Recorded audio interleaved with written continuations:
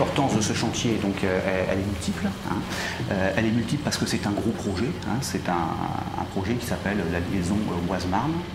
C'est une canalisation de 17 km, donc c'est quand même un gros ouvrage qui donc a pour objectif de mailler les réseaux du Sénif au nord de l'Île-de-France et au passage alimente en fait 4 villes, Arnouville, Gonesse, Garges-les-Gonesse et Bonneuil. Voilà.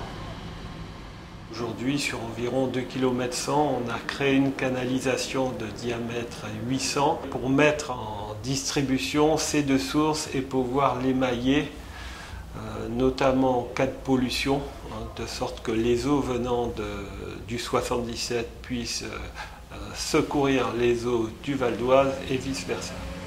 Alors la chambre enterrée fait partie de ce réseau. Il s'agit d'une grande chambre de maillage et de distribution qui permet de faire circuler l'eau dans les deux sens, mais également d'alimenter des châteaux d'eau potable à Garges-les-Gonesse, tout simplement parce qu'une eau ne peut pas rester, on va dire, immobile, pourquoi des phénomènes polluants apparaîtraient. Donc pour la mettre en circulation, on alimente en permanence les châteaux d'eau potable de la ville, ce qui permet de faire circuler l'eau.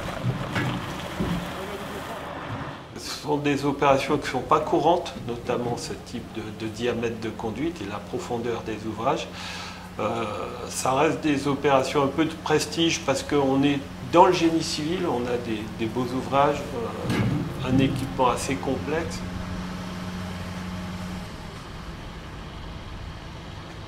Sur un chantier de cette envergure, il faut différents savoir-faire, différents moyens. De ce fait, on a fait le choix de partir en groupement avec la SAD et la SOGEA. Comment organiser le chantier? Tout simplement déjà en décortiquant le projet en des phases clés, qu'elles soient techniques, humaines ou en termes de qualité, mettre les bons hommes au bon endroit et que chacun gère sa partie. Pour qu'un chantier se passe bien, la clé de ce secret, ça s'appelle la préparation de chantier, le recul qu'on peut en avoir et toute l'intelligence autour des solutions techniques. Nous avons dû poser la canalisation DN800 à une profondeur par endroit allant jusqu'à 9 mètres.